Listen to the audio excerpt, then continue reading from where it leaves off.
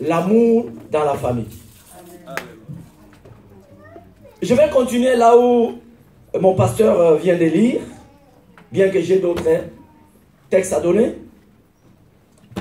Si quelqu'un n'a pas soin des siens, et plus principalement ceux de sa famille, il a renié la foi et il est pire qu'un infidèle. Si quelqu'un ne prend pas soin de sa famille, bien-aimé, si tu ne prends pas soin de ta famille, ce matin, Dieu m'a envoyé pour venir te dire, si tu ne prends pas soin de ta famille, Dieu va prendre soin de ta famille. Personne ne dit Amen. Amen. Dieu nous a rassemblés ce matin pour nous dire, si nous n'arrivons pas à prendre soin de nos propres familles, lui-même, il prendra soin de nos familles. Amen. Celui qui ne prend pas soin de sa famille, il a renié sa foi. Pourquoi? Pourquoi nous ne prenons pas soin de nos familles? Qu'est-ce qui fait que nous ne prenons pas soin de nos familles? Suivez-moi, je vais lire d'abord la cause qui fait que nous ne prenons pas soin de nos familles. Premièrement, nous allons lire dans Apocalypse chapitre 2. Je vais lire. Apocalypse chapitre 2, versets 4 à 5.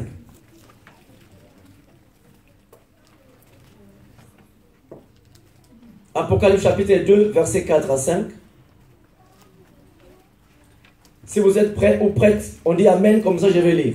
Amen. Mais, ce que j'ai contre toi, la raison pour laquelle tu ne prends pas soin de ta famille, la cause pour laquelle tu ne prends pas soin de ta famille, c'est parce que tu as abandonné ton premier amour. Amen. Alors, comme moi, Dieu, ce matin, je suis venu pour prendre soin de ta famille. Voilà ce que tu dois faire. Souviens-toi donc d'où tu es tombé. Répands-toi. Amen. Et pratique tes premières œuvres. Sinon, je reviendrai à toi et j'ôterai ton chandelier dans sa place à moins que tu te répandes. L'amour.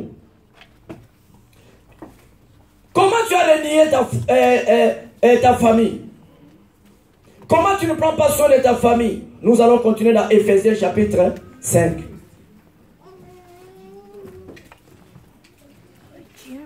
Éphésiens chapitre 5.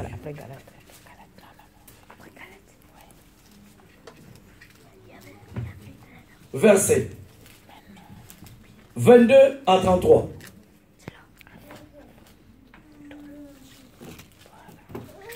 Suivez dans vos Bibles. Éphésiens chapitre 5, verset 22 à 33. Je vais lire. Femme, que chacune soit soumise à son mari. Amen. Comme au Seigneur. Car le mari est le chef de la femme. Yes. Pardon. Comme Christ est le chef de l'Église qui est son corps. Et dont il est le sauveur.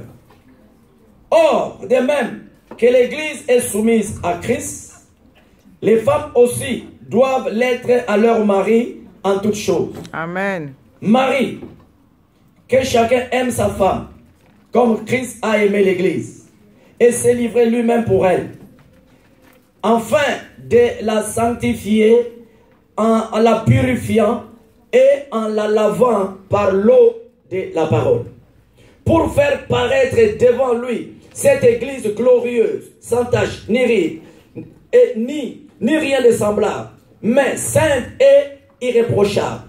C'est ainsi que le mari doit aimer sa femme comme son propre corps. Celui qui aime sa femme s'aime lui-même.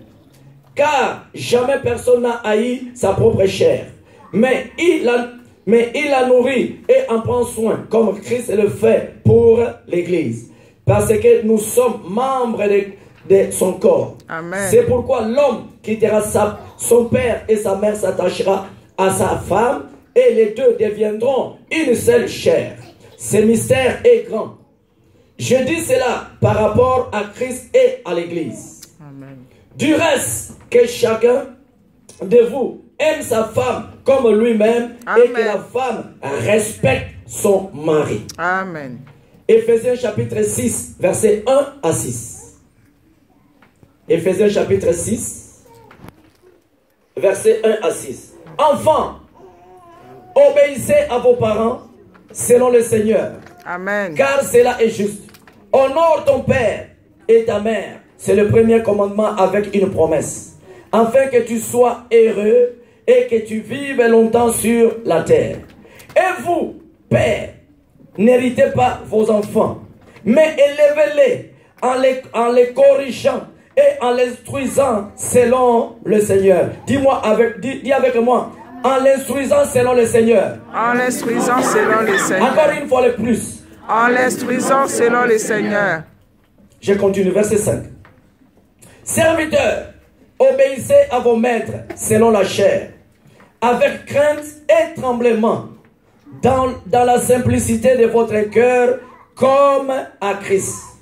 Non pas seulement sous leurs yeux, comme pour plaire aux hommes, mais comme des serviteurs de Christ qui font de bon cœur la volonté de Dieu. Pour en finir, prenons 1 Corinthiens chapitre 11, versets 1 à 3. 1 Corinthiens chapitre 11, versets 1 à 3. Si vous êtes là, je vais lire.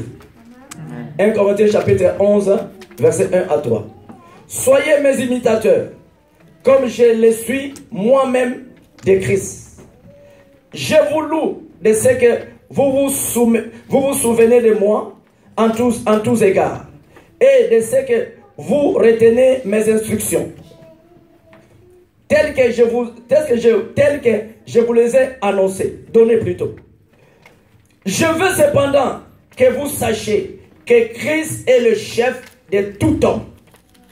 Je veux cependant que vous sachiez que Christ est le chef de tout homme, que l'homme est le chef de la femme. Amen. Et que Dieu est le chef de Christ.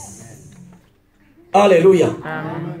Je veux cependant que vous sachiez que Christ est le chef de tout homme, que l'homme est le chef de la femme et que Dieu est le chef de Christ. Amen. Fermons nos Bibles. Nous allons prier maintenant pour les familles.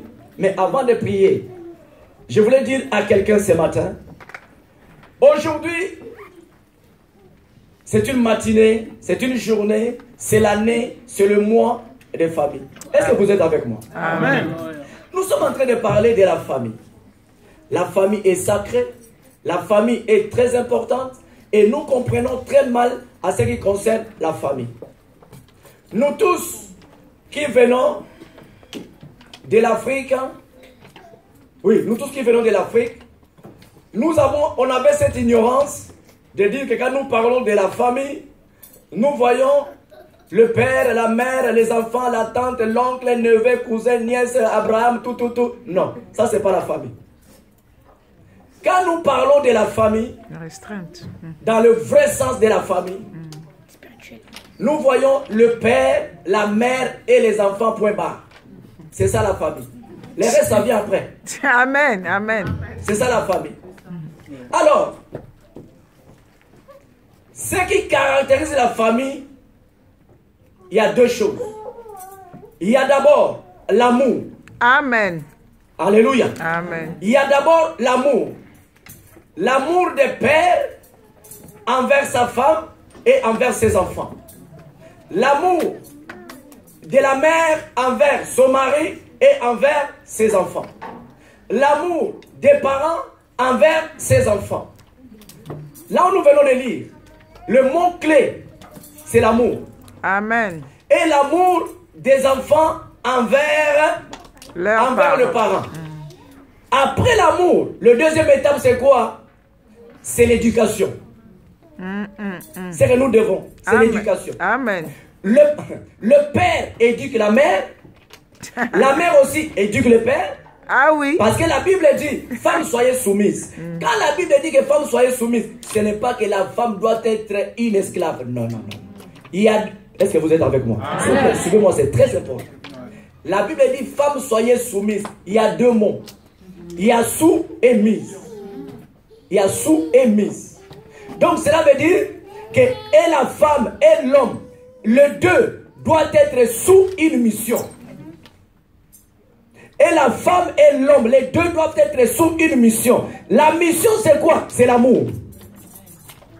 La mission entre l'homme et la femme c'est quoi? C'est l'amour. Amen. Donc quand nous parlons de femmes soyez soumises, la femme ne doit pas être une esclave. Tu sors, tu prends une autre femme pour maltraiter celle qui est à la maison. Et que tu reviens, tu ne fais rien à la maison, tu laisses la femme faire tout, tu ne t'occupes pas des enfants, même s'habiller, laver les enfants. Vous voyez, bien aimés dans le Seigneur, ce sont des choses que nous pouvons parler le jeudi à l'étude biblique. Là, il est l'heure midi. On ne peut pas. Il y a beaucoup de choses dans mon ventre pour parler de la famille. On ne peut pas parler. Alléluia. Amen. Mais ce que je vais dire, c'est quoi? Nous parlons de l'amour. Nos enfants ont besoin de l'amour. Amen. Tu ne peux pas éduquer ton enfant. Tu ne peux pas donner l'éducation à ton enfant au moment où tu ne l'aimes pas.